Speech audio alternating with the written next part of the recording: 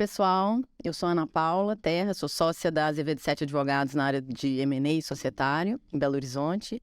E eu sou também a idealizadora desse projeto, que é muito querido, eu guardo ele no meu coração, que é um projeto que a gente visa destacar as profissionais do escritório, toda a sua competência, toda a sua, né, habilidade.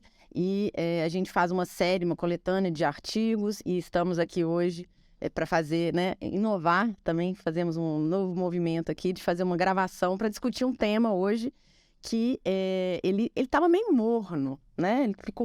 Ele foi muito falado em 2020, a gente chegou a fazer um especial, fizemos um webinar, tiveram uma série, e aí ele ficou um pouco morno, ele ficou meio apagado por várias críticas, vários motivos. Teve crítica sobre greenwashing, teve crítica tratando o tema como uma cortina de fumaça, que isso era só para acalmar reguladores e afastar reguladores de temas importantes, né, como mudanças climáticas. E aí a gente teve um ressurgimento, né, desse assunto, porque a gente teve dois grandes escândalos, né, recentemente, que fizeram o assunto ressurgir das cinzas, né? Então, foram dois casos que trataram do assunto de formas paralelas, mas ambos muito importantes. Um foi o da Americanas e o outro foi das vinícolas, né, no sul do Brasil. E esse tema, né, é um tema que a gente já abordou diversas vezes, e aí é um tema que a gente viu, né, nesse especial desse ano, que ele surgiu assim, com vários artigos. E aí eu quis chamar aqui as nossas queridas autoras, Svetlana, Marina, Júlia, que estão aqui presentes, né, comigo, e nossas participantes aqui online, Juliana, Silvia, Maíra e Regiane. Agradeço, primeiramente, a todas por aceitar esse convite, para a gente bater esse papo. E quero dizer, também pedir que vocês fiquem à vontade para fazer, né, seus comentários, suas referências. Esse é o 5º ano, né, desse projeto, e eu fico muito feliz que a gente continua, né, avançando tanto. E é isso aí, né? Eu acho que esse ano a gente tem quase 40 artigos e são quase 70 autoras, né? Então, eu fico muito feliz que o projeto é muito sólido, né?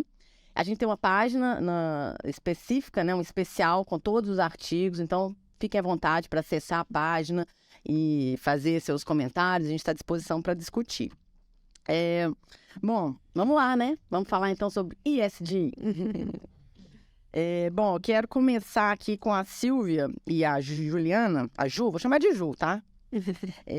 Pode chamar. Como eu falei, né, esses dois casos aí que foram recentes, eles reacenderam, né, o debate sobre práticas ESG.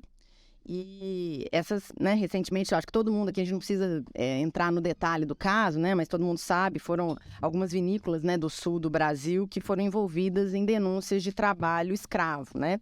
E, infelizmente, isso não é novidade, a gente já teve outros casos em outras indústrias, né, do mesmo tema. E eu queria saber como vocês têm visto esse tema, né, do trabalho em condições análogas à escravidão, como ele é tratado tanto pelas empresas como pelo judiciário. Obrigada, Ana, pela introdução. Para a gente é um prazer, assim, esse projeto que você falou é seu xodó, mas é nosso também, tá? Deixa eu compartilhar com vocês, é um prazer poder tratar dele. E antes da gente entrar especificamente nessa questão da vinícola, eu queria falar um pouquinho do contexto, né? Por que a gente pensou em escrever sobre isso, né? Esse texto a gente escreveu a 6 mãos, fui eu, a Ju e a Camila Meneghini também, que não pode estar aqui hoje, mas que participou ativamente do texto.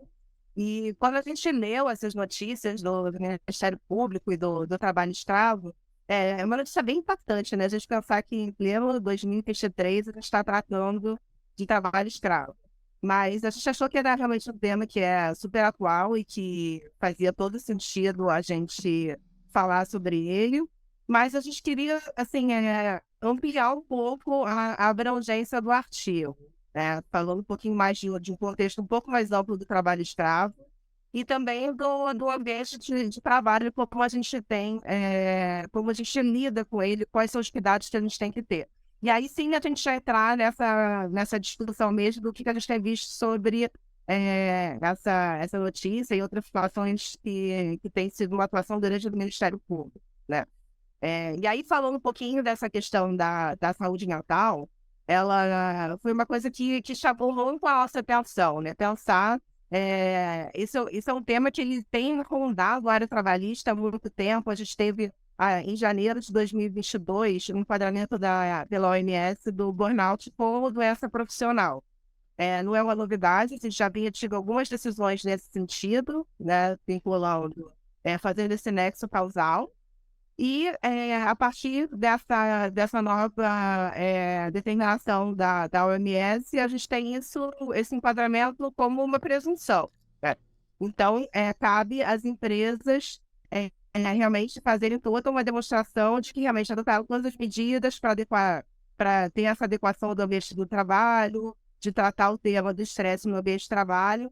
Então, foi esse tema que com a conexão com essas notícias, fizeram a gente ter um olhar um pouco mais amplo sobre o que seria a escravidão moderna, né? E aí a gente tratar esse tema da escravidão moderna.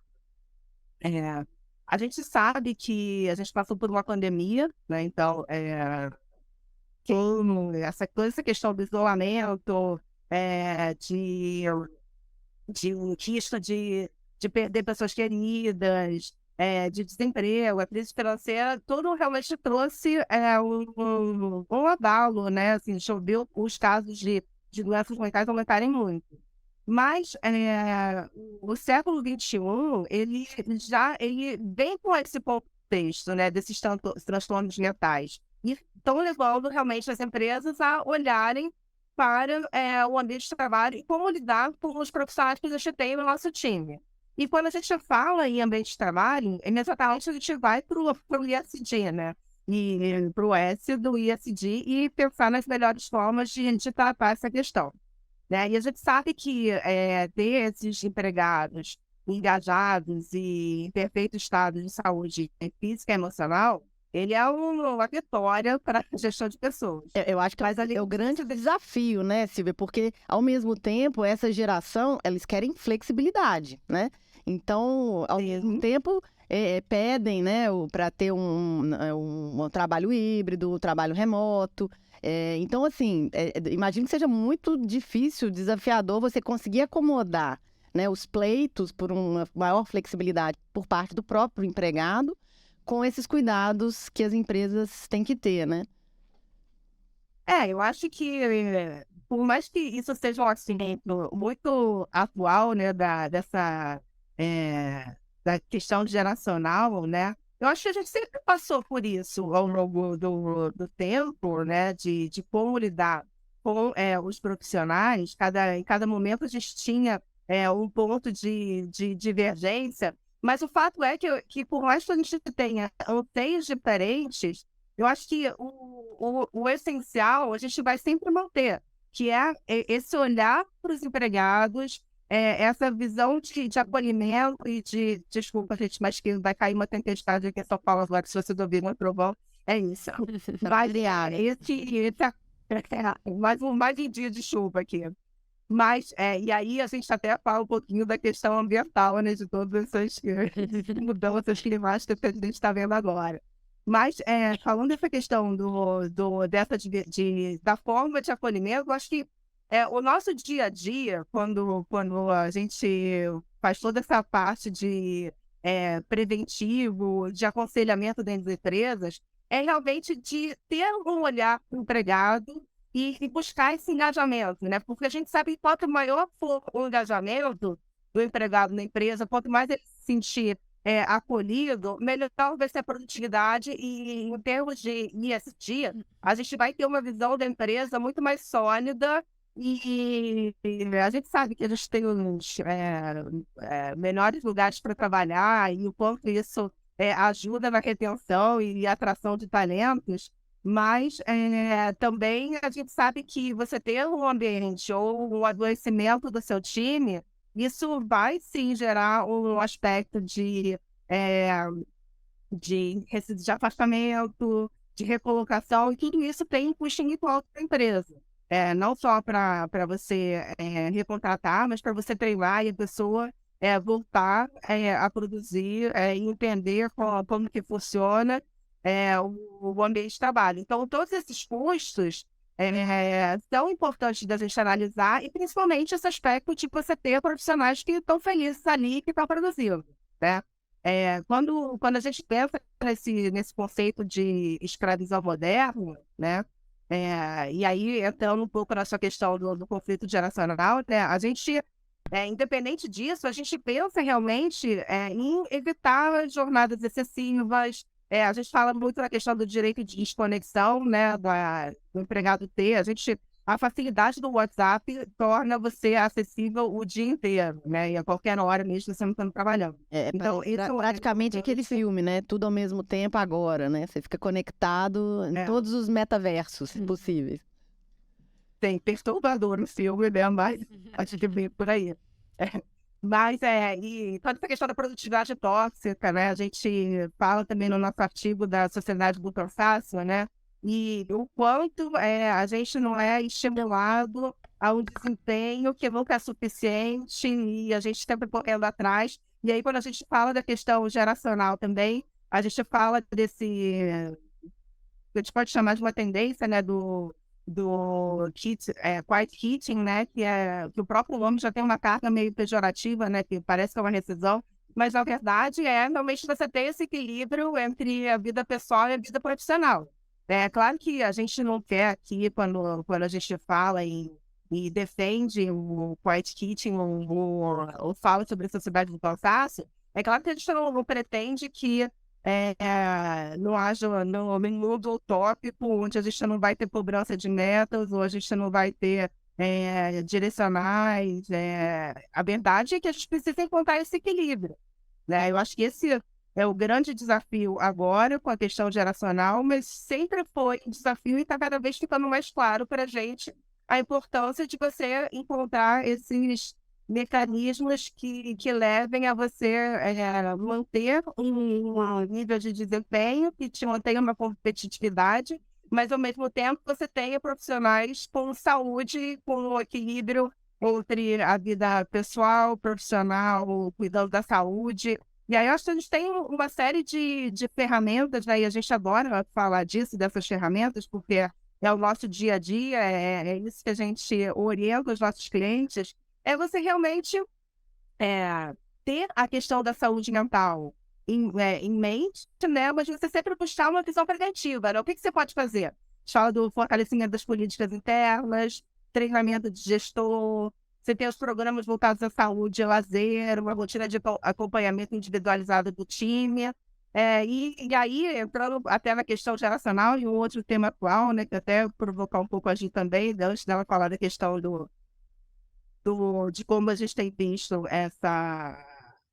desse lance do trabalho escravo no judiciário e nas empresas, até mesmo a questão da jornada de 4 dias de trabalho e 3 de folga, né? Porque em pesquisas recentes a gente viu que acho que teve uma pesquisa recente em 16 países, incluindo o Brasil, e metade dos entrevistados, eles falavam que o que eles queriam mesmo é encontrar uma forma de equilíbrio entre o trabalho e a vida pessoal, né? E eu acho que a gente pensando nessas as alternativas e fazendo essa reflexão sobre o que o nosso conceito de escravidão moderna, eu acho que a gente tem um direcional aí, um trabalho, um dever de casa, que é o que a gente mais gosta de fazer, né? Sério. Ju, conta pra gente então, como que você tem visto, como que aparece, né, no judiciário? Já existem casos que consideram e tratam de forma análoga à escravidão essas situações de burnout, né, de saúde mental? Sim, Ana, na verdade a gente tem um movimento muito forte, inclusive com a atuação do Ministério Público, né, de combate a esse trabalho degradante, e ele associa, sim, a jornadas exaustivas. Mas o ponto, acho que fundamental e que a gente quer refletir, mais trazer reflexões do que respostas, porque eu acho que é um movimento atual da sociedade, há uma nova ordem, né, do trabalho. Se a gente teve lá na Revolução Industrial um movimento da sociedade para limitação das horas, por uma questão de saúde, porque lá a gente tinha jornadas muito extensas, né? A gente está num outro movimento. Talvez não é só a hora do relógio, A gente costuma falar isso bastante para o cliente. Não é a hora do relógio apenas, né? São N outras variáveis. E sim, o Ministério Público tem sido muito atuante, mas por essas, e também as ações individuais, né? Mas por essas vertentes, tanto em relação ao direito de desconexão. Hoje o direito de desconexão, ele migrou muito para a questão do burnout, né? Porque são situações que fazem interligação, né? Elas têm interface, né? E como que a gente consegue criar boas práticas, e daí o porquê do S, da função social do trabalho, né? Porque ela é inerente à relação de trabalho. Como é que a gente consegue visualizar isso tudo e organizar a minha, a minha atividade de forma a estar em conformidade, né? Acho que mais para frente as meninas, a Maíra e a Regiane, vão falar um pouquinho da parte contratual dessa história toda.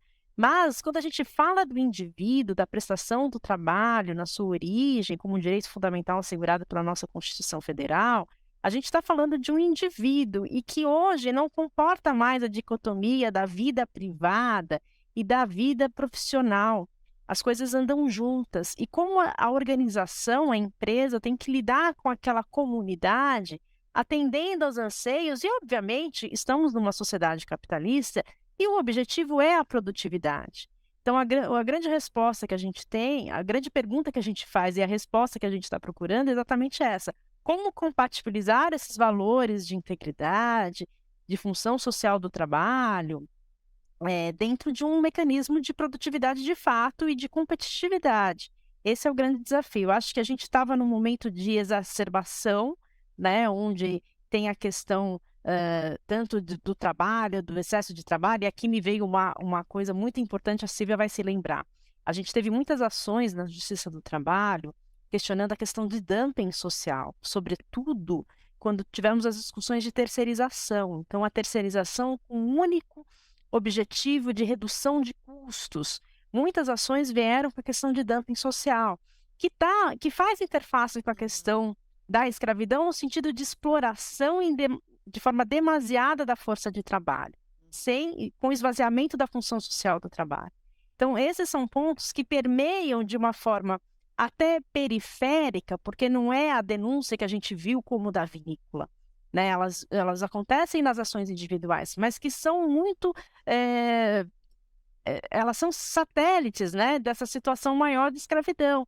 Então, a gente tem que tomar cuidado exatamente com isso e buscar ações que efetivamente resgatem essa função social do trabalho em equilíbrio. E só para fechar, não é justiça do trabalho, ou seja, é uma situação de negociação sindical. Eu estive com um cliente no sindicato específico aqui em São Paulo na semana passada, e é uma empresa relativamente de médio porte, num setor muito específico, e enfim, a questão do nosso sindicalismo está muito complicada no país, sempre foi, mas está um pouquinho mais agora. E o sindicato virou para a gente e falou assim, mas vocês precisam entender que o sindicato, ele faz conquistas para a categoria. E, de fato, é isso, ele faz conquistas. E ele quis exemplificar dizendo o seguinte, aqui a jornada limite não são as 44 horas que determina a Constituição Federal, são 40 horas semanais.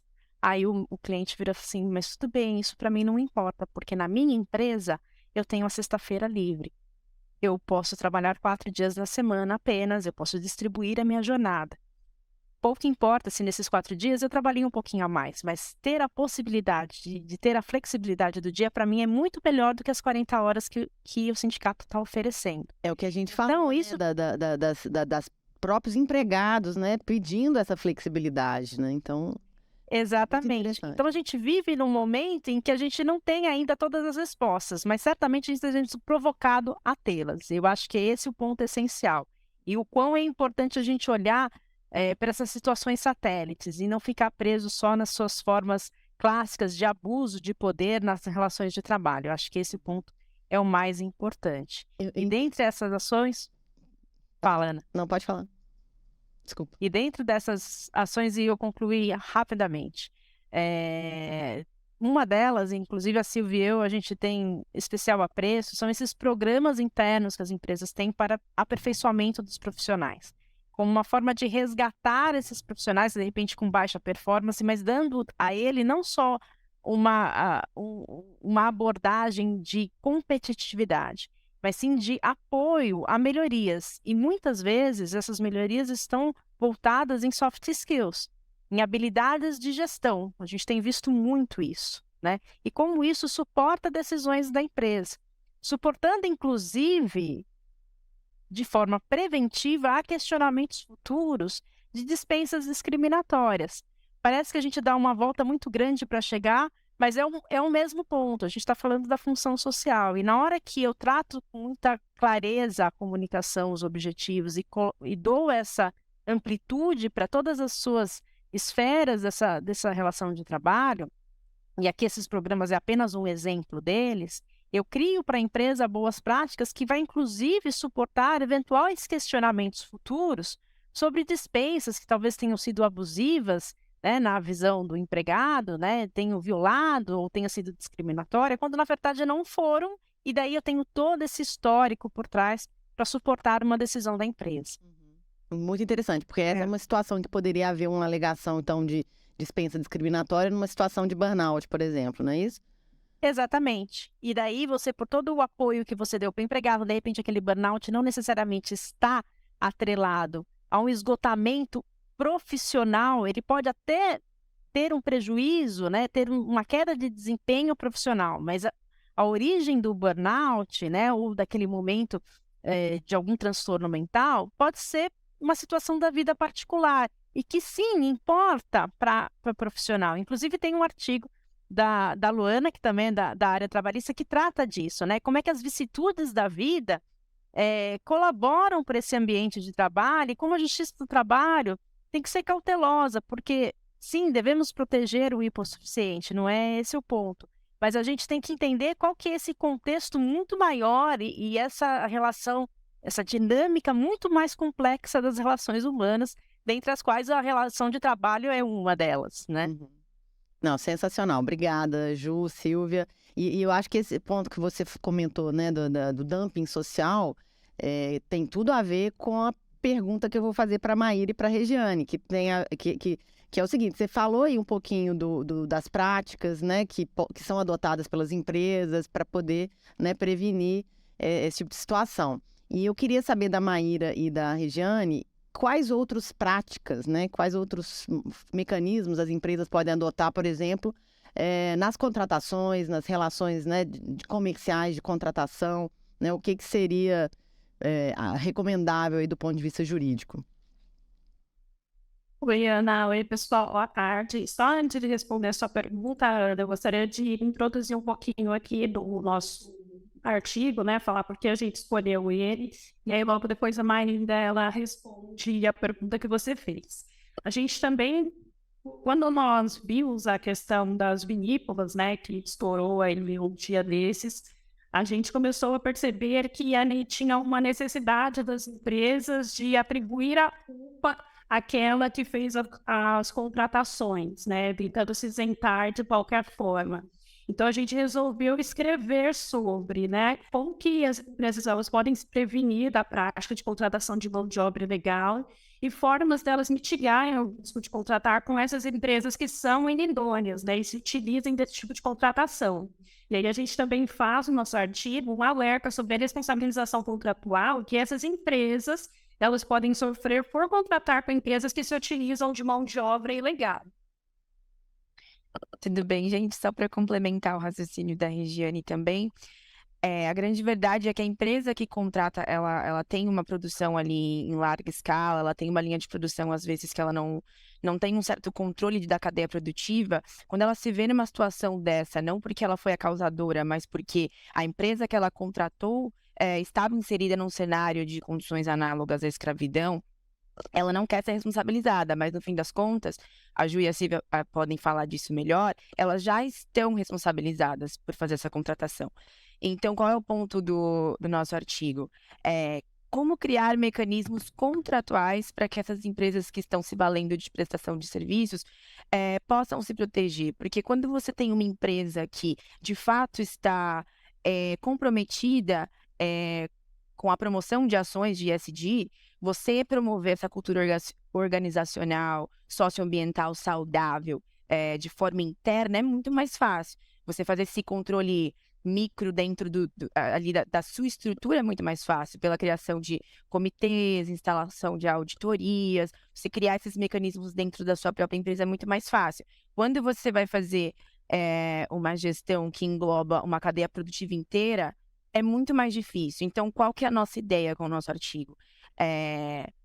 Trazer a importância de você criar uma proteção contratual quando você vai celebrar esse contrato com essas prestadoras de serviço. Então, ali você coloca declarações e garantias no sentido de que, olha, estou te contratando, mas eu gostaria que você atestasse aqui que você não faz uso de mão de obra que você não faz uso de mão de obra análoga à escravidão, que você faz recolhimento de verbas trabalhistas, que você promove um ambiente justo, saudável, para os seus trabalhadores, que no caso, por exemplo, das vinícolas, poxa vida, você tem ali trabalhadores dos quais eles precisam de estadia, precisam de um lugar para pousar, a prestação de serviço deles é muito específica, eles estão diretamente na lavoura, então é você criar mecanismos dentro do contrato que obriguem essas empresas, seja na prestação direta, seja na terceirização, na quarteirização, a garantirem que elas são idôneas, né? Que elas não estão contribuindo com nenhuma prática que possa colocar em risco aquela relação. E hoje em dia existem também, porque o que acontece? Um dos maiores desafios que a gente enfrenta hoje, né? Que inclusive o Ministério do Trabalho enfrenta hoje para fiscalizar a prática de trabalho escravo é justamente as equipes de fiscalização. O Brasil é muito grande, então é muito difícil você criar equipes que possam, de fato, fiscalizar profundamente todos os pontos, todas as empresas, todos os lugares que estão ali, enfim, dentro de uma situação de prestação de serviço que possa gerar uma condição análoga à escravidão.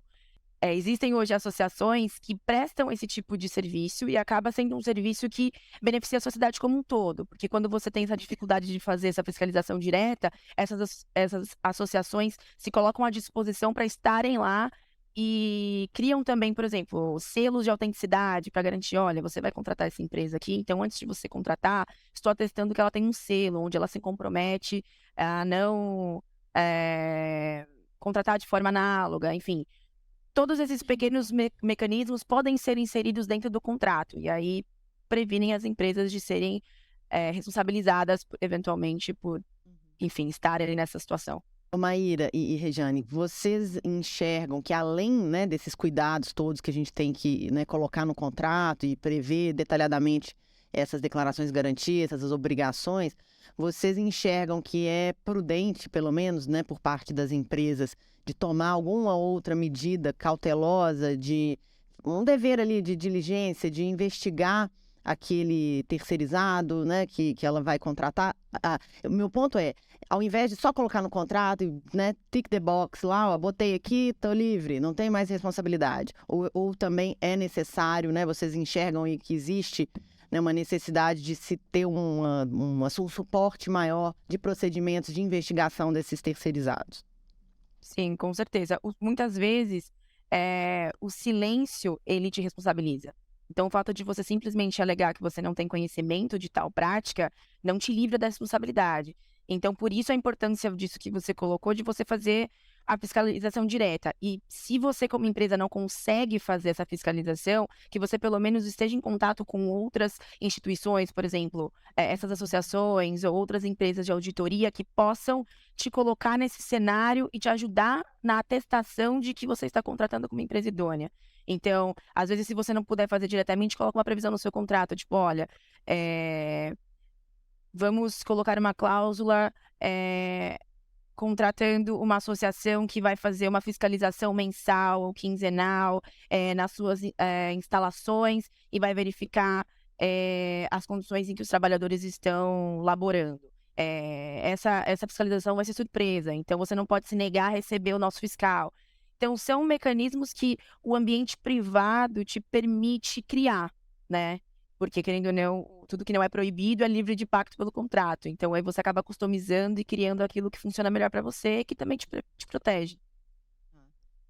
Até complementando, exemplificando um pouco o que a Maíra está colocando, um cliente nosso que tem exercido muito a economia circular nos seus resíduos, ele desenvolveu, junto a uma empresa de auditoria de certificação, um checklist. E todos os fornecedores deles preenchem esse checklist em ESG. E exige a apresentação das licenças, compromisso, né, com as informações prestadas, e isso vira um apenso, um anexo dos contratos.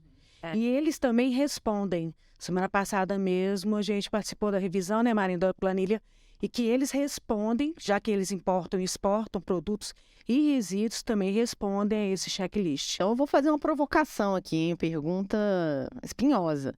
Nesses casos, especificamente, né, das vinícolas, por exemplo, porque houve uma terceirização, né? Houve uma contratação daquela empresa, né? Então, se existisse algum procedimento, não sei se houve, né? De verificação, né, desses terceirizados, existe já alguma decisão aí que a gente enxerga na jurisprudência de diminuir a pena, né, de reduzir a penalidade das empresas contratantes? Na verdade, a gente teve, né? Acho que a gente tem 2 cenários. Da vinícola, sim, até teve um acordo com o Ministério Público, onde os nomes mais conhecidos foram condenados de forma subsidiária. Na verdade, foram condenados, mas pela cadeia produtiva, né? Então, esse é um ponto importante. Tem a lista suja, né? Que é resultado das autuações e fiscalizações feitas pelo governo em relação a esses, mas como bem colocaram as meninas, o Brasil é muito grande, né? Então, buscar certidões, seja na lista suja ou certidões de autuação, é uma evidência. Verificar o tipo de condenação trabalhista que se tem, o volume e sobre o que se condena, também né? Então, vamos lá, eu tenho muita ação trabalhista, onde o pedido é de pagamento de salário por fora ou jornadas extensas, vale uma bandeirinha vermelha, né? Mas no passado, por exemplo, uma dessas denúncias, e foi no setor têxtil, a liberação da empresa foi feita pela forma de contratação. Então, não se tratava de uma terceirização de serviço, e sim uma outra modalidade de contratação, onde ela adquiria, né, partes de um produto final, né? Então, por conta dessa forma de contratação, não houve a sua responsabilização, porque não se compreendeu como terceirização. Isso para fins onde a história já está na mídia, o nome já foi envolvido, né? E daí, de repente, você consegue até resolver com o Ministério Público. Talvez um ponto que antecede tudo isso é o dano à imagem da empresa. Porque se a gente eventualmente consegue, até por uma questão de adequação do modelo de contratação, resolver, a gente tem que dar um passo atrás, e eu acho que essa é a grande pauta do ESG, como é que eu evito esse tipo de situação chegar a mim e que eu nem precise justificar que eu não estou no modelo de terceirização, e sim num outro modelo de contratação, né? Então, talvez esse seja o momento. E daí, não só buscando em certidões ou em fiscalizações, em anexos um pouco mais parrudos do que declarações e garantias, né? Mas realmente atentando para aquele fornecedor, né? Então, às vezes, a busca pelo valor do preço mais em conta pode ser uma evidência de que alguma coisa está um pouco equivocada naquela contratação. Ana, só pegando um gancho com o que a Gil acabou de falar, é muito importante a gente colocar que o dano à imagem, ele é o primeiro, né? O primeiro ponto de afetação é a imagem, e muitas vezes ele é irreversível. Então, por isso é tão importante você se prevenir antes de você iniciar a contratação. E muitas vezes você pode até se valer de mecanismos que a gente vê no M&A, por exemplo, condições precedentes. Você elencar uma série de condições precedentes que sejam anteriores à ação. E somente depois da apresentação, por exemplo, desse checklist, de licenças, enfim, de uma série de documentos que vão te deixar mais seguro, aí então você segue com a contratação. Porque, querendo ou não, você acabou de ter um escândalo estourado. Por exemplo, eu vou fazer um link com a vinícola. Quantas pessoas vão deixar de consumir esses vinhos até que eventualmente o processo administrativo se encerre e fique comprovado que as vinícolas de fato não tinham envolvimento com esses casos. Então, o dano, além dele ser direto à imagem, ele fica patrimonial ali por um tempo, porque as pessoas deixam de consumir esse produto. Então, por isso, deveria ir bastante. A credibilidade mesmo no mercado. Eu mesma, exemplo básico, já deixei de comprar em várias lojas que às vezes tem discussões sobre condições análogas a escravo e tudo mais. Já deixei de comprar. Então, assim, a gente passa a filtrar mais aqueles produtos e serviços que quer comprar ou contratar, né? Isso aí, para mim, é premissa básica. Bom, eu acho que toda preocupação vem com base nisso também, né, Ana? A gente no direito do trabalho tem essa questão da responsabilidade subsidiária, mas do contrato de caridade também, né? E foi o que você falou, não adianta a gente ter essa previsão contratual e a empresa se dar por satisfeita com base nisso, não vai ser. Assim, a gente precisa ter esse acompanhamento e nesse ponto que a Maíra mencionou, a gente fala, por exemplo, no mercado têxtil também, a gente tem essa associação que é a BDTEX, que faz todo esse acompanhamento de trabalho em condições análogas à escravidão, trabalho infantil, trabalho de estrangeiro também, que a gente sabe que é uma outra situação que causa muitos refugiados também, né? Não garantir os direitos, jornada. Então, assim, esse ponto que a Ju falou, de você fazer uma verificação se os salários que são pagos naquela cadeia produtiva são compatíveis, porque a gente sabe que se você faz uma cotação com várias empresas e uma está com preço muito lá embaixo, em algum ponto isso vai apertar, né? Então, assim, acho que tem que ter um bom senso também na hora da contratação e sabendo que, por mais que a gente possa ter essa questão do modelo de contratação não ser necessariamente uma prestação de serviço, se houver a prestação de serviço, a gente vai ter essa responsabilização do ponto de vista trabalhista. E cabe a nós também, como sociedade, exercer essa pressão, né? Não aceitar esse tipo de coisa. Porque, como a Mariana falou, se não fosse a sociedade se negando a consumir esse tipo de conteúdo, de produto, seja derivado da mão de trabalho escravo ou outras coisas, a gente não teria esse tipo de avanço. Então, a nossa presença, né, a nossa voz tem muita força. A gente precisa ficar em cima e se negar mesmo a consumir aquele tipo de coisa para que a gente continue avançando, para que a fiscalização continue sendo feita e seja efetiva, né? Empurra, né? Empurra bastante. Estou até lembrando aqui da questão da mobilização social e da lista suja, né, da mancha na marca. Na questão ambiental, muito da evolução da legislação e da cobrança veio da própria sociedade. A gente tinha todo o 5 de junho, que é o Dia do Meio Ambiente, lançado em vários outdoors a lista suja das 10 piores empresas. E isso, com o tempo, passou a fazer parte, inclusive, de avaliação pessoal dos empregados.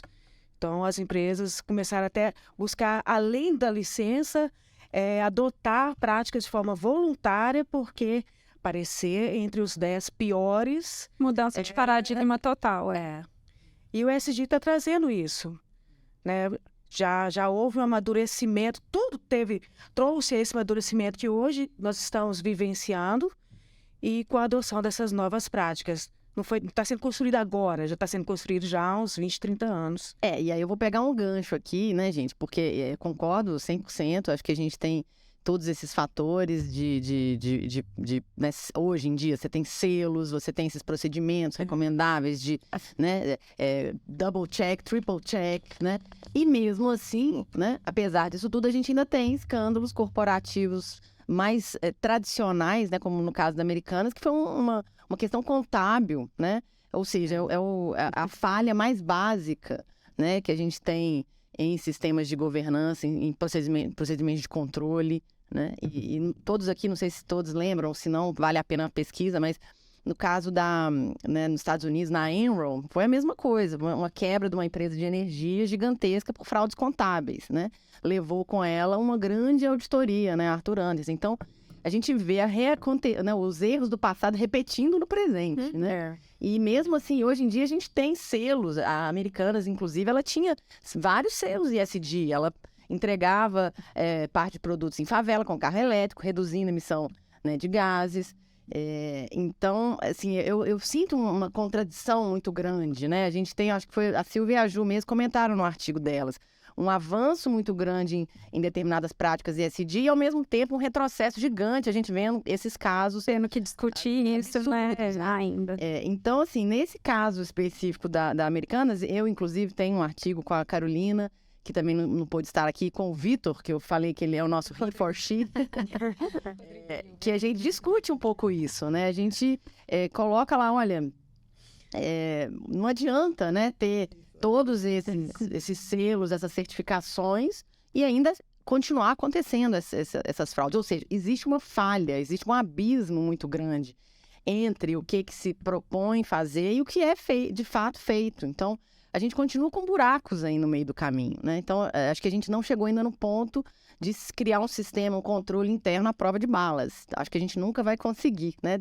Tem tantos casos aí na história, mas a gente tem que trabalhar nesse sentido. E aí eu fiz uma provocação lá nesse artigo, e que é que a Isabel Vaz, que não pôde estar aqui com a gente, mas eu vou pedir para ela fazer um comentário específico sobre o artigo que ela e a Glaucia escreveram, porque a Isabel sempre fala, né, da importância do tone of the top, da importância das políticas de compliance, de governança serem trazidas, né, da alta administração para toda a empresa.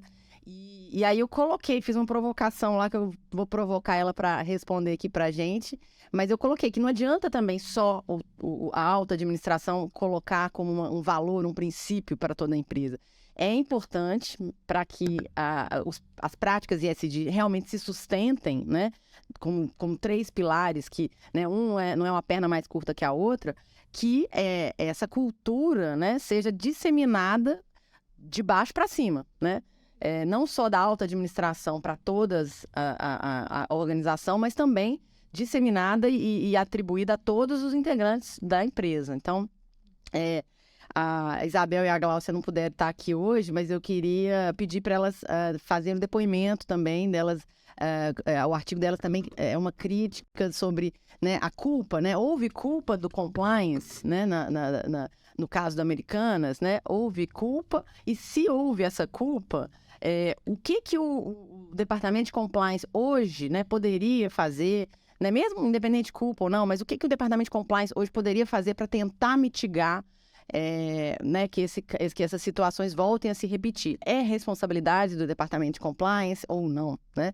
Então, eu vou pedir para a Isabel e para a Glaucia responderem, né, para a gente. Mas pegando um gancho do que você falou, Ana, muitos questionamentos hoje são feitos, há vários artigos no mercado, as famosas certificações de sistemas de gestão, né? Porque ali criou-se um mecanismo, a empresa obtém um certificado, passa por auditoria, algumas empresas de auditorias sendo questionadas, isso tanto na qualidade, como no meio ambiente, como na saúde e segurança, como responsabilidade social. E várias empresas foi percebido um movimento não de engajamento, de incorporação da cultura, do processo de melhoria contínua, né, de formação dos colaboradores. Simplesmente de eu obter um papel e, se alguém me questionar, que eu tenho a certificação. É o mesmo problema, né, que a gente estava falando, da parte das responsabilidades da empresa, de além do checklist, além das obrigações contratuais, de declaração e garantia, ter medidas, né? Como se fosse só tudo. Tentar blindar de todas as formas, né? Eu mando cartinha para o meu fornecedor e pergunto para ele se ele está regular. Ele fala que sim, ele me respondeu. Lavei minhas mãos, igual Pilatos, né? Igual Pilatos, lavei as mãos. E não é assim. E a grande crítica que se tem feito ao sistema de certificação de sistema é exatamente isso.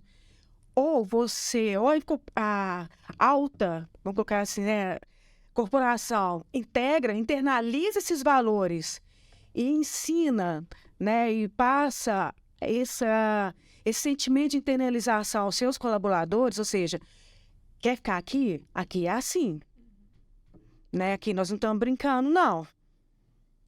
Enraizar. Ou não funciona, porque aí se vê a alta corporação, não, eu tenho um papel aqui, O trabalhador também, na parte dele lá, eu tenho papel aqui, eu só faço isso aqui, só me cabe isso aqui, o resto não é problema meu. Papel aceita qualquer coisa, né? É. Isso é uma grande Perfeito, meninas. Perfeito. E como as coisas estão interconectadas, né? Porque aquela história que a gente fala, quem tem filho fala muito, né? A palavra ajuda, o exemplo arrasta.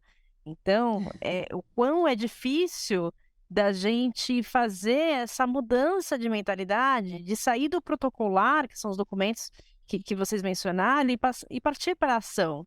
Eu costumo dizer que eu idealizo um futuro onde a gente precisa ter menos políticas, porque as políticas só existem porque a gente ainda precisa de um documento para dizer que estava escrito no documento. Aquilo que deveria ser algo inerente a nós. Mas não é, então eu preciso documentar. Talvez a gente chegue no futuro.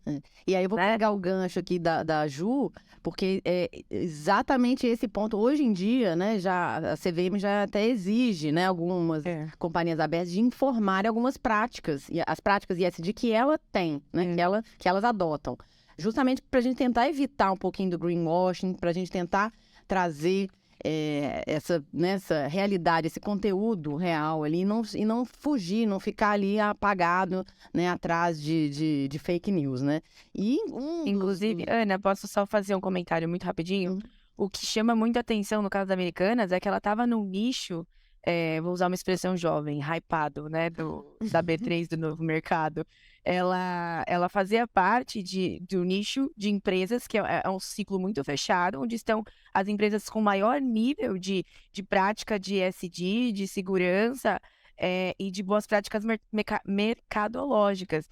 E nem assim ela ficou imune a estar envolvida no escândalo da proporção do qual ela se envolveu, que foi o 4º maior escândalo contábil da história do Brasil. E não, ela tinha índices de sustentabilidade altíssimos, tinha mais de 20 práticas de governança corporativa, ou seja, era só no papel, né? Ou não? Esse que não é o suficiente, né? E aí é o que vocês estão colocando, da importância de você disseminar uma cultura organizacional e que os colaboradores estejam alinhados com a cultura dessa empresa, desde o porteiro que vai atender sua porta até a alta gestão. Se os trabalhadores não tiverem, não se identificarem com a cultura de onde eles estão, é muito mais difícil de você criar um ambiente ESG. E aí eu vou até um pouco além, que aí a gente volta lá no assunto da saúde mental do trabalhador, porque eu não sei até que ponto havia uma exigência em busca de determinados resultados, né, que eventualmente podem ter facilitado ou forçado uma assunção de práticas ali mais agressivas, com maior risco. Então, é exatamente isso. Acho que a cultura ela tem que estar permeada por toda a organização, por todos os empregados, terceirizados, prestadores de serviços, parceiros, fornecedores, né? Eu acho que aí casa com o que a Júlia falou, do que o cliente pede isso, o cliente busca isso, né? Não sei se há um alinhamento com a expectativa do acionista de retorno financeiro. Acho que esse também é o desafio para poder, né, buscar aquele equilíbrio que a gente comentou aí mais no início, né, entre o retorno do acionista e o que o mercado exige em termos de práticas, né? Agora, voltando, né, nesse ponto de cumprir com regras e prestar informações, né? Das informações que estão lá no formulário de companhia aberta sobre práticas ESG é justamente, né, participação das práticas, né, das empresas com relação às práticas ESG. E uma das questões é a participação feminina em conselho de administração, né? Aí eu queria pedir para a Júlia explicar um pouquinho. Primeiro, quais são esses benefícios, né? Se precisa, né? Casando lá com o que a Ju falou, a gente precisa regular isso, a gente precisa, né, falar que é necessário e por que é necessário ter uma participação feminina em conselho de administração. E quais são os avanços que a gente já teve, quais são os desafios, se existem iniciativas que venham a exigir, de fato, uma participação, como se fosse uma ação afirmativa que exija a participação feminina em conselhos. Júlia, conta pra gente. Certo. Obrigada, né, Ana, pelo convite. Esse artigo eu escrevi em conjunto com a Larissa, que é do nosso time societário também, do Azevedo 7. Esse é um tema que vem sendo discutido nos últimos anos, ele tem estado muito em pauta, né, muito em discussão, E é muito interessante para a gente, porque quando a gente para olhar historicamente, a gente vê essa desigualdade, né, que existe entre os homens e as mulheres, a participação das mulheres na liderança, isso é muito marcante. E apesar dos dados que a gente colocou no artigo serem bem atuais, a preocupação com esse tema é tão grande que notícias vêm sendo divulgadas a todo tempo. Então, a gente publicou ali um artigo que a gente falava de alguns dados. Agora, em março, a gente já teve uma pesquisa do IBGC falando dados mais atualizados. Então, o que a gente tem, mais ou menos? Em 2021, a gente tinha uma participação de 12,8% de mulheres no Conselho de Administração das empresas de companhia aberta no Brasil. Em 2022, esse percentual passou para 14,3%, e agora, em março de 2023, que é essa pesquisa mais recente, divulgada pelo IBGC, ele passou para 15,2%. É legal, é muito bacana, a gente percebe uma evolução singela, lenta, mas está muito longe se a gente for parar para pensar na quantidade de mulheres que a gente tem e para a quantidade de mulheres que ocupam esse tipo de cargo. Então, a gente ainda tem muito para avançar, muito para correr atrás, né? E aí entra um pouco do que as meninas falaram sobre políticas. Infelizmente, a gente precisa das políticas nesse momento, porque esse cenário ele não vai mudar sozinho. A prática ela não vai simplesmente melhorar da noite para o dia se a gente não incentivar. Então, a gente até tem um projeto de lei que é da deputada Tabata do Amaral, que é de 2021, está em tramitação no Congresso e está meio parado ali, que ela propôs a reserva, né, obrigatória de vagas de pelo menos 40% dos conselhos de administração das empresas de capital aberto para mulheres. Tem outros, né, temas abordados nesse projeto de lei dela, mas esse é o cenário de fundo dele, assim. Só que esse projeto ele está um pouco parado. Só que, paralelamente, é uma preocupação tão grande que existem outros programas, existem outras propostas que os próprios CEOs, os próprios conselheiros, a própria sociedade incentiva por entender a importância que tem isso. Tem o programa 30% Club Brasil, que é uma campanha global. Ela é liderada por CEOs e conselheiros e ela busca exatamente essa diversidade de gênero. Ela busca ter a presença de mulheres em cargos de liderança. E ela tem 2 grandes objetivos. O primeiro é extinguir todos os conselhos do novo mercado que são formados unicamente por homens. E o segundo é ter até 2025 pelo menos 30% Desafiador. de mulheres nos conselhos de administração das empresas listadas na B3 e no IBRX 100. É muito desafiador, se você parar para pensar na nossa história, né? É bastante desafiador. E aí entra também um caso que eu conversei recentemente com a Ana, que a gente tem de exemplo, que é o da Marisa. Então, o que acontece? A gente tem avanço, mas a gente tem retrocesso. A Marisa, ela se intitula ali, a maior rede, né, de moda feminina, de lingerie. E quando você para olhar, ela veio tendo uma evolução muito bacana no seu cargo de conselho de administração. Ela tinha ali, em 2019, uma conselheira. Em 2020, ela passou a ter 2 conselheiras. Em 2021, ela chegou a ter 3 conselheiras, mulheres. E, salvo engano, em 2021, o conselho era composto por 6 pessoas. E em 2022, ela teve um retrocesso, todas as conselheiras mulheres saíram e o conselho voltou a ser formado 100% por homens. Então, a gente ficou com um conselho de 5 pessoas, todas do sexo masculino, de uma marca feita para a mulher. E aí, quando você olha também para a diretoria dessa empresa, que tem 4 membros, apenas a CFO é uma mulher. Então, você está produzindo um conteúdo para a mulher e quem toma a decisão é o homem. Isso é muito interessante, Júlia, porque tem um livro que eu li da Melinda Gates, aquele O Tempo de Voar, né? Eu acho que é isso.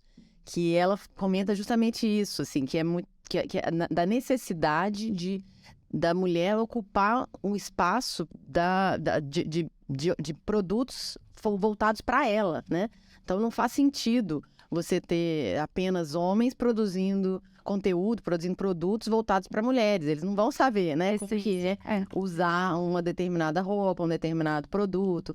E a Melinda cita justamente isso. Ela fala assim, olha, é preciso que tenha mulheres coding, né, programando, para produzir né, aplicativos que são, né, também, né, ter mulheres ali que entendam qual que é a necessidade das mulheres. E aquela deusa da Suprema Corte Americana, que infelizmente faleceu, né, a Ruth, ela falava isso no livro dela também, que né, a necessidade de ter uma participação maior feminina na corte americana, e ela era até, alguns diriam radical, né, porque ela dizia que precisava ter era 100% de mulheres, porque foram tantos anos, né, dominados, que a Suprema Corte Americana só teve homens, né, que para haver um equilíbrio hoje, precisaria ter alguns anos, aí, décadas, para poder né, ter essa equivalência, esse equilíbrio entre as decisões tomadas. Então, é muito interessante esse ponto que você levantou. E a gente tem também diversos benefícios, né, para a própria empresa quando você tem mulheres nos cargos de liderança. Primeiro é a representatividade, é o que você significa para a sociedade, é como a pessoa se inspira em quem está ali, né, na alta liderança. Poxa, eu ver uma mulher no conselho de administração vai me dar muito mais esperança de poder chegar num cargo daquele, sem contar que você traz diversos benefícios para a empresa, para a imagem da empresa, para a reputação da empresa, por estar alinhado com um tema tão importante, né, como o ESG. Você traz uma melhora nas decisões dos conselhos de administração, porque você tem pensamentos diferentes, você tem perspectivas diferentes e você, consequentemente, consegue melhorar suas decisões, consegue ter decisões mais inovadoras, posturas mais inovadoras, né? Tudo isso pela diversidade que você tem ali, não só a diversidade de pensamento, mas a diversidade de gênero, porque, querendo ou não, nós pensamos de forma muito diferente dos homens, nós temos muito a contribuir se formos ouvidas, né? Formação diferente, né? Com certeza. Histórias de vida diferentes. Tô até lembrando aqui, ontem estudando, pegando os artigos lá em casa, meu caçulinha é muito curioso. E ele começou a me perguntar o que era o E, o que era o S, o que era o G, e vendo também meio ambiente na escola. Aí, no final, ele falou assim, mamãe, vê se eu entendi. O E é meio ambiente, a gente faz aqui em casa porque a gente recicla.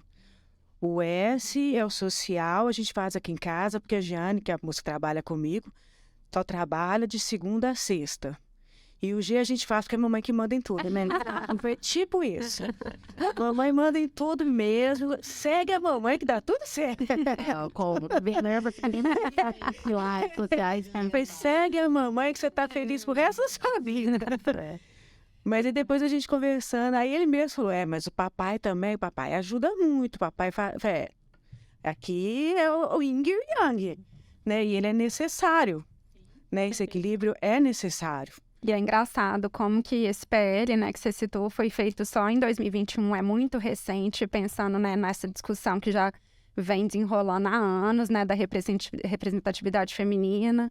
Enfim, isso me surpreende muito de ser uma coisa que veio só agora, né, assim, ele é muito de ser, né, questão de política pública mesmo e desses projetos, assim. Ele é muito recente e, pelo que a gente tá vendo, ele não tá sendo valorizado. Pois porque não tá... Afinal de contas, ele é de 2021 e tá parado. E aí a gente cai numa outra situação que é política, né? Ele é um projeto de lei, né? A Câmara, majoritariamente, é composta, né, de homens. Até existe, né? Existe um sistema aí de mínimo, né, para estimular a participação feminina, a gente sabe que é irrisório, né? Então... Mas assim, é por isso que existem outros programas, né? Existem programas da B3, existe esse programa que eu mencionei, porque aí é a sociedade cobrando, porque é importante para a sociedade, então a sociedade entende e cobra. Se a gente não vai ter uma política efetiva, né, a gente vai ter de outra forma. Lógico que seria mais eficaz, se a gente tivesse alguma regulamentação, mas essa pressão que os CEOs e conselheiros de administração de todo mundo, né, porque não é só no Brasil, estão fazendo é muito interessante. Acho que de uma forma até mais intensa fora, né, do Brasil, infelizmente. E é interessante, Júlia, porque está casado, né, essa questão do mercado, né, uma demanda que vem do mercado, vem da sociedade. E a Alessandra e a Natasha, que também não puderam estar aqui com a gente, mas elas escreveram um artigo também que coloca, né, o protagonismo feminino nas empresas, né? Elas comentam sobre as empresas de tecnologia, principalmente, que são lideradas por mulheres, desenvolvidas por mulheres ou para mulheres, né? Vale a pena ler também, que tem tudo a ver com isso que a gente está falando, do protagonismo, de colocar, né, os interesses e as diferenças também nesse radar, né? Porque são vários espectros, várias camadas e todas têm que, né, ser valorizadas, né? São os desafios que a gente tem, né? O desafio de conseguir inserir mulheres em locais que são tradicionalmente masculinos, né, para exercer funções que são tradicionalmente masculinas. A gente tem uma série, né, de desafios a superar, até mesmo quando a gente fala de processo de seleção, trazer uma transparência maior para o processo de seleção, trazer uma capacitação maior para a mulher, porque não adianta eu colocar a mulher no cargo de conselheira de administração simplesmente para cumprir uma cota, se eu não capacitar ela para aquilo. Ela precisa aprender, ela precisa ser capaz, sim, de estar à frente daquele cargo. Então, eu preciso dar meios para ela de fazer isso. Eu não posso pegar uma pessoa qualquer e falar, olha, agora você vai ser minha conselheira de administração porque eu preciso cumprir uma cota. Não. Eu tenho que pegar dentro da minha empresa e começar a evoluir, começar a desenvolver aquela pessoa para que ela consiga, no momento certo, assumir aquele cargo e assumir segura, sabe? Contribuir de verdade, trazer todos esses benefícios que a gente está falando. Então, é muito importante que a gente consiga criar essa mentalidade, porque se você coloca, por exemplo, mulheres na alta administração, você reflete isso na base. As meninas até falaram, né? Não tem que vir de cima para baixo, mas nesse caso até ajuda, porque você vê lá em cima e fala, olha, interessante, vou conseguir. E isso vale para todos os grupos, né, Júlia? Não só mulheres. Então, é desafio. É diversidade mesmo, né? Sim. Tá engano, esse projeto de lei, ele até tem uma cota, que assim, dentro da cota para mulher, tem uma cota para mulher gay, com deficiência. Então, assim, dentro da cota ainda tem uma outra cota, porque a gente ainda tem, a gente tá falando de minorias, né, gente? E muitas minorias. Bom, então vamos puxar aqui para um lado mais leve, né? Por enquanto tá muito pesado. Tá de polêmico, né? Pesado. Vamos tentar, né, ver se a gente traz a esperança, né? Da cor verde, do meio ambiente, quem sabe, né? Poderia caráter, pra combinar. Temático. Marina, gente, conta um pouquinho aí do que é economia circular e explica aí quais são as perspectivas que vocês têm visto. Pode começar? Então, na verdade, eu vou voltar um pouquinho para falar como que surgiu a ideia, né, do nosso artigo. Eu sou grande entusiasta do assunto, Ivete sabe bem disso. Esse trabalho foi feito a 8 mãos. Foi eu, Ivete, a Natália e a Bruna, que não estão aqui, mas que são parceiras aí da nossa equipe. E surgiu de diversas demandas dos nossos clientes que estão preocupados com a eficiência, né, da gestão e manejo dos resíduos, mais do que um cumprimento à legislação ou ao cumprimento de obrigações previstas na licença ambiental. E esse tema ele ganhou espaço, né, na visão estratégica mesmo dentro de um modelo econômico de desenvolvimento sustentável. E o grande desafio que eu vejo é como que reduz a quantidade exorbitante de resíduos gerados dentro de um processo produtivo e mais, como transformar isso num novo modelo de mercado. Então, por que não utilizar das ferramentas aí que estão previstas, né, na legislação ambiental, que é a reciclagem, o reaproveitamento e otimizar mesmo o ciclo produtivo?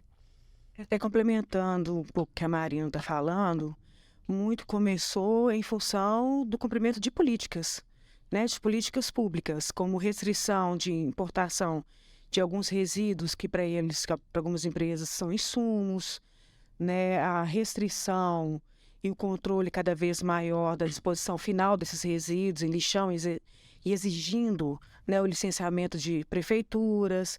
Então, as empresas, é lógico, quando dói no bolso, todo mundo mobiliza de uma forma mais rápida, né? E aqui dói no bolso, não é só no bolso do lado financeiro, não, na marca, na imagem, na fidelização do consumidor, né, do engajamento do colaborador. Há diversos benefícios e também perdas, né, que a empresa tem quando ela não busca melhorar o seu processo produtivo.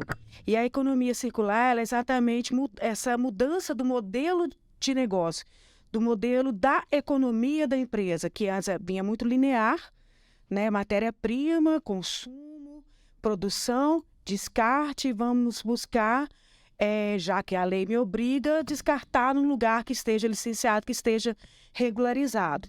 E a partir do momento que o setor começa a sofrer cada vez mais interferências externas, né, vamos colocar assim, a ter abafado, né, essa fonte inesgotável de recursos naturais, essa fonte inesgotável de matéria-prima, ele começa a olhar também um pouco para dentro da sua própria cadeia produtiva. Isso começou com a água, né? Quando começou a cobrança pelo uso da água, aí as empresas, nossa, está ficando caro captar a água e gastar.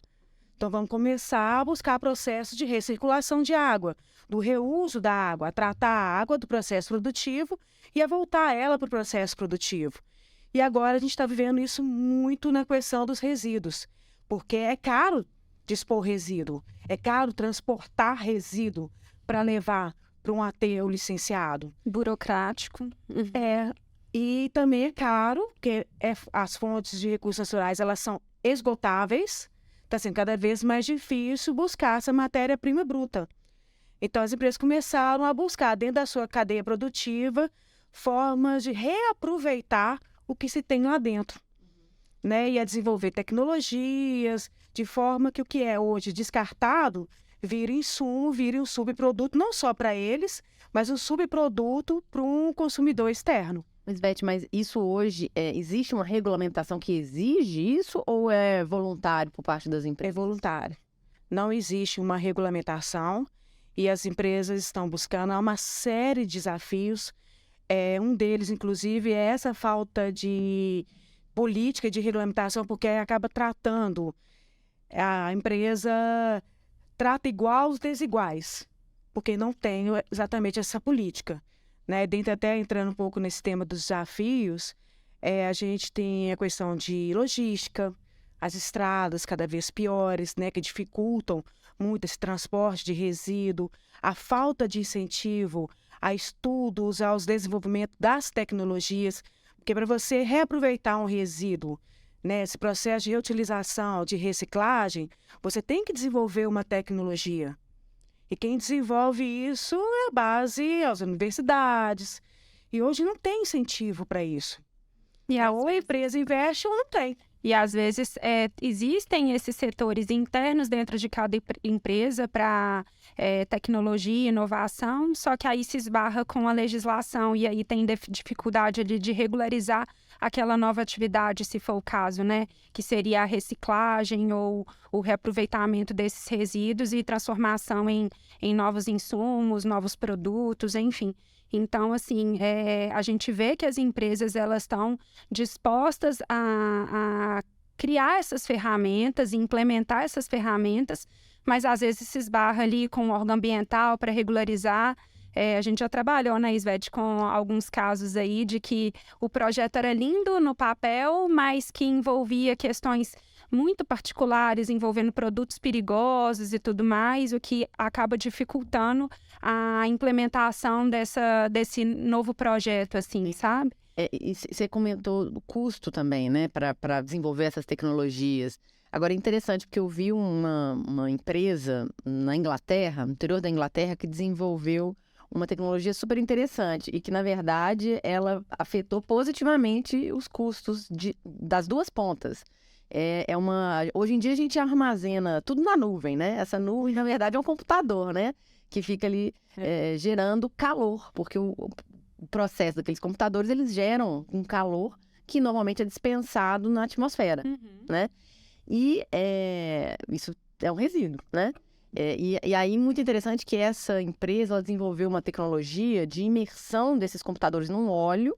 E aí, esse óleo, ele fazia um processo lá, né, de transformação que ele era usado para aquecer piscinas de clube, academia, piscina pública. Então, quer dizer, reduziu a conta de energia do clube, da academia, né, das piscinas, e deu uma finalidade né, deu um descarte ali mais apropriado pro resíduo do aquecimento daquele data center, né? Que hoje em dia se espalha gigantesco.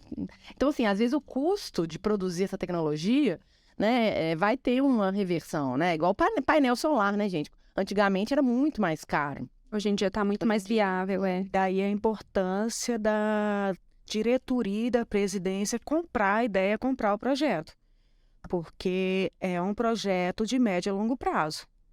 Né? Esse retorno financeiro, ele não vai ser uma coisa imediata, porque já que não se tem incentivo à busca dessas novas tecnologias, e ainda não tem regulamentação, o que a gente tem são só desafios, se não houver esse engajamento, essa aposta nesse novo projeto, não acaba não saindo do papel. Nós acompanhamos um projeto de um cliente, eles desenvolveram um forno.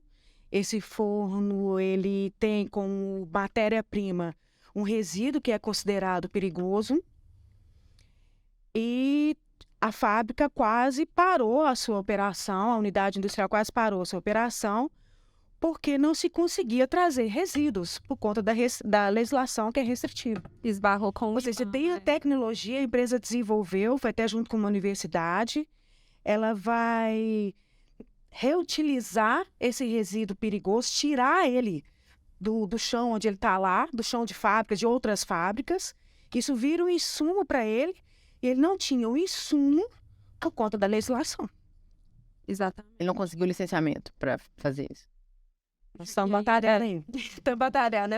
Agora, tem alguma iniciativa no Brasil já nesse sentido? Algum caso que vocês queiram comentar, que possam... Então, fazendo o artigo, a gente, além de tudo que a gente já vivencia aí na nossa rotina de trabalho, fazendo o artigo acaba que a gente vai descobrindo mais casos super legais, inclusive aquele outro que você citou outro dia, do artista plástico que pega resíduos e transforma em obra de arte. Economia circular tá aí, tá na arte. A gente consegue ver também na moda. Tem uma empresa, acho que as meninas vão conhecer, a Farm, é uma loja lá do Rio, é brasileira. Ela utiliza resto de tecidos ou então de peças que tiveram algum defeito em algum momento, né, do processo produtivo, reutilizam esses tecidos e fazem novas peças e criam para as próximas coleções. Então, às vezes, tecidos que foram de coleções passadas são utilizados nas produções seguintes. Isso aí, a Farm viu como um novo nicho de mercado, porque, obviamente, ela vai lucrar com aquilo ali, né, vendendo novas coleções, mas utilizando uma matéria-prima passada, que às vezes seria descartada, que às vezes ela teria o maior trabalho para poder dar um descarte ambientalmente adequado, que ela é obrigada, né, sob o ponto de vista legal. Então, tem esse exemplo da moda responsável, né, moda circular. E tem um outro também que a gente já viu com um dos nossos clientes, que foi a utilização de pallets de madeira. Às vezes os pallets são usados para transportar um equipamento, né, de um setor para outro, de um balcão para outro dentro de uma empresa. Só que esses pallets, eles acabam se deteriorando com o tempo. Então, né? Então, outro dia a gente recebeu esse questionamento do cliente se seria possível usar esses pallets que estavam se perdendo como combustível para os fornos. Né, usar aí o resíduo da madeira, de pinos, enfim, para utilização nos fornos. Em vez de ter que comprar carvão. Exato. Então, assim, isso tudo está dentro dessa lógica de economia circular, que é um dos propósitos da logística reversa, que está prevista, né, na legislação. Peraí, logística reversa, explica isso. É basicamente a ideia da economia circular. São inúmeras ações que são desenvolvidas de forma conjunta com o objetivo de transformar aquele resíduo em um novo produto, em um subproduto, uma matéria-prima, o que for, dentro do mesmo ciclo produtivo. É a mesma lógica. O gerador do resíduo ele é responsável por esse resíduo até o final. E algumas cadeias, eles são obrigados pela legislação a receber de volta os resíduos. Pilhas, baterias, lâmpadas, pneus. Então, eles precisam buscar tecnologias, precisam buscar como resolver o que seria passivo para eles, tem que virar um ativo. Porque senão é um custo muito alto. Você tem celular, tem algum, inclusive, né, o descarte de celular antigo, que é um problema da bateria e tudo. Você tem algumas empresas que você devolve o seu celular e eles te dão, né, eles te compram o seu celular velho Um desconto, com exato. desconto. Exatamente. Isso Por conta da tudo, bateria. exato, isso tudo com o objetivo de reduzir esse passivo, né, ambiental, reduzir essa quantidade exorbitante de resíduos que são gerados ao longo do processo produtivo. E aí é que a gente está falando de inúmeros setores, né, da indústria, assim. É um mundo de possibilidades, mas a gente citou, né, esses exemplos aí que são de 880, né, da moda, a arte, a indústria de mineração, enfim. Isso é legal. Então quer dizer que a economia circular circula por Exatamente. E aí o do lixo ao lucro surgiu exatamente, foi um jogo de palavras que a gente fez para ver como que o lixo, o resíduo, pode virar um novo nicho de mercado mesmo dentro das empresas. Redução de custo. Redução de custos e ganho, né? Principalmente na imagem, a gente já viu várias marcas, até com essa questão da certificação, envolvendo resíduos, a empresa colocou o resíduo no caminhão, na transportadora, pagou uma transportadora para levar esse resíduo para uma disposição final que ela considerava adequada e nem outro era adequado. Quando os resíduos foram descobertos em locais inadequados, pega a cadeia inteira. Que a responsabilidade ambiental é solidária, né? E aí, pega a cadeia toda. Esse negócio de pegar a cadeia, nós estamos vendo, né, gente? Que serve para todos os lados, né? No social, no ambiental. Exatamente. E é muito difícil a gente conseguir rastrear todos os atores aí, né, dessa cadeia. Desde quem gerou até o destinador final. Tem essa dificuldade, porque a gente às vezes não sabe por quantos ciclos que aquele insumo passou, né, para ter essa destinação. Então, tem esse desafio também que é enfrentado. E vocês já viram, tem uma questão de responsabilidade da empresa, né, do cliente ali, com relação a descarte de resíduo da cadeia, dos terceirizados? Sim, é uma responsabilidade compartilhada. E daí a importância de, às vezes, fazer essa auditoria dos fornecedores para saber a origem daquele resíduo. A gente já enfrentou um caso de que a empresa estava querendo comprar resíduos de moinha de carvão vegetal, que é considerado como um resíduo ou como um produto, dependendo aí da aplicação que for dar. É um conceito mais fluido mesmo, não tem nada previsto em legislação. Mas a empresa queria comprar essa moinha de carvão vegetal e a preocupação dela é saber a origem, porque carvão vegetal, além das questões ambientais, envolve questões trabalhistas também, das carvoarias e tudo mais. Então, ela queria se blindar o máximo possível de possíveis responsabilidades ao longo de toda essa cadeia. E já vimos também casos que o resíduo da empresa estava num aterro que ela julgava licenciado, controlado, e quando veio à tona que crianças estavam invadindo esse aterro, retirando o resíduo lá, inclusive levando os resíduos dessa empresa para dentro de casa, o contrato foi cortado assim, de imediato, mas aí a marca já estava exposta. É muito interessante a gente ver como que transversal, né? Como esses temas, eles conversam um com o outro e eles se sustentam, né? Então, não adianta a gente ter uma prática de ambiental muito boa quando o social está fraco ou a governança não se sustenta. Exatamente.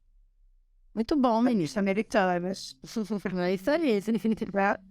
Então, gente, eu queria... Vocês querem comentar mais alguma coisa?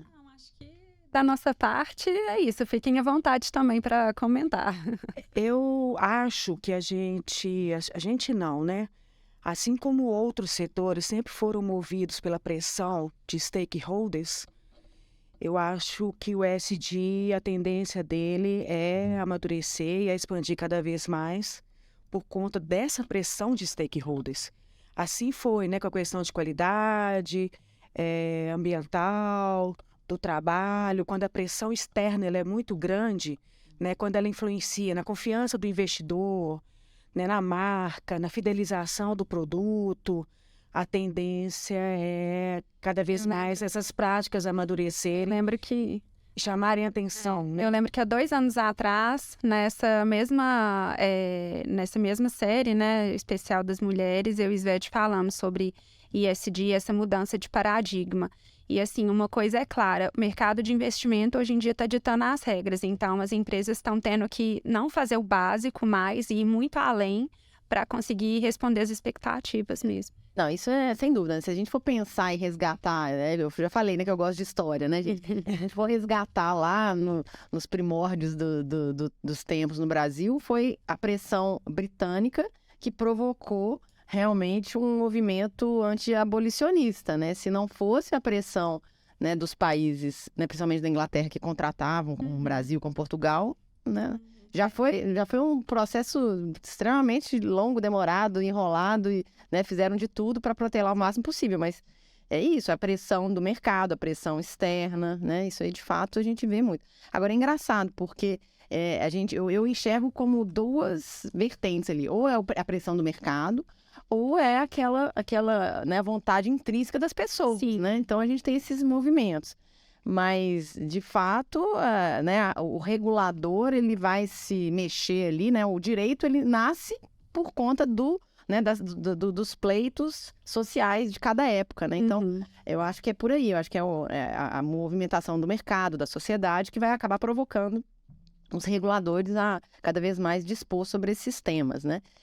Agora, por outro lado, a gente acompanha muito, né? Então, eu vejo muitas críticas por parte até de reguladores a essas práticas ESG voluntárias, porque eles assim, dos argumentos é que você deixando livre as empresas para decidir quais que são as práticas necessárias para reduzir a emissão de gases, por exemplo, você está só criando ali um desvio de atenção, tirando o foco do problema que realmente existe, que é a mudança climática, que é a necessidade de reduzir a emissão de gases, né? Então, até que ponto, né, o questionamento é até que ponto os reguladores não deveriam exigir, de fato, uma meta fixa, né, para a redução de gases de efeito estufa, né? Então, há uma crítica também por parte dos próprios reguladores, de falar, não, mercado, você não vai lidar com isso sozinho, não é você que vai determinar quais são as práticas.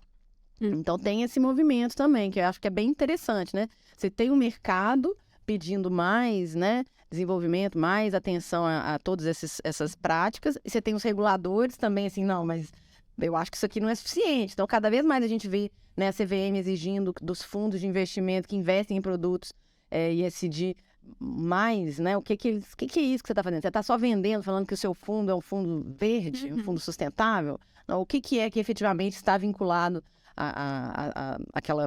aquele produto financeiro? Não basta ter mais só papel, né? Não, de tirar as ideias do papel. E aí, assim, é necessário ter uma regulação para esses temas, ou o mercado vai dar conta de atender essas demandas? Acho que essa é a grande, né, no meu ponto de vista, assim, o grande desafio do ESG para ele sobreviver e não ser apenas um check the box, deixa eu cumprir aqui, deixa eu falar que eu fiz isso, fiz aquilo outro. É de fato, né, verdadeiro aquilo, né?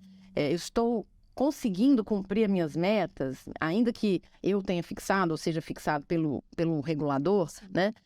Eu acho que esse tema ele é muito interessante, a gente poderia ficar aqui falando Até amanhã, né, anos, com certeza. e voltaremos a falar, né? O único problema que eu coloco dos reguladores é a tal da... No ambiental eles usam muito, acho que nas outras áreas também, o princípio da precaução. Eles colocam tantos poréns, tantas vírgulas, que não tomam decisão. Aí, se a gente for esperar tomar a decisão, nós vamos ficar igual ao projeto da Tabata. Um projeto que está literalmente parado há 2 anos por falta de decisão, falta de alguém pegar e tentar casar e diminuir esses poréns e essas vírgulas para ele sair do papel. Porque, mas não sei, é o tal do mas não sei, tem que ver, temos que avaliar, aí não tem incentivo nenhum para avaliação. Né? Isso eu acho que é em qualquer, nas 3 letras, tanto no ambiental, como no social, como na governança. O medo, até mesmo na governança, a alta direção não pode... o medo é necessário, né? Porque a gente tem que ter um equilíbrio para tudo. Mas você decidir o tempo todo com medo, você passa esse medo também para os seus colaboradores. Então ninguém compra a sua briga, ninguém compra a sua ideia. Não dá para ter medo o tempo todo. Você também não precisa ser um kamikaze. Mas não dá também para ter... Então, o que eu sinto dos reguladores, se a gente depender deles, vai andar muito devagar. Nós vamos muito Essas devagar. empresas estão caminhando de forma independente, criando esses projetos, pensando aí, né, nesses 3 pilares. E assim, acho que... pelo menos o meu sentimento é bem positivo de que vai acontecer. Então vamos terminar com esse sentimento positivo, né? Com essa esperança. Queria agradecer a todas as convidadas, fiquei muito feliz. Foi ótimo. Foi muito bom, adorei. Enriquecedor. Agradeço o público que ficou nos ouvindo até o final, né? Eles são verdadeiros guerreiros, resistentes. E convidar todos para continuar seguindo a gente, seguindo esses artigos. Ainda tem muita coisa para sair legal. E nós temos essa página especial. A gente posta o e-book nas redes. Isso aí. Pode continuar seguindo. Tem muito papo interessante para a gente continuar discutindo. E assuntos diversos. Obrigada, pessoal. Até mais. Muito obrigada, meninas. Foi ótimo. Obrigada. Muito obrigada pelo convite. Obrigada. Obrigada. Um abraço, gente.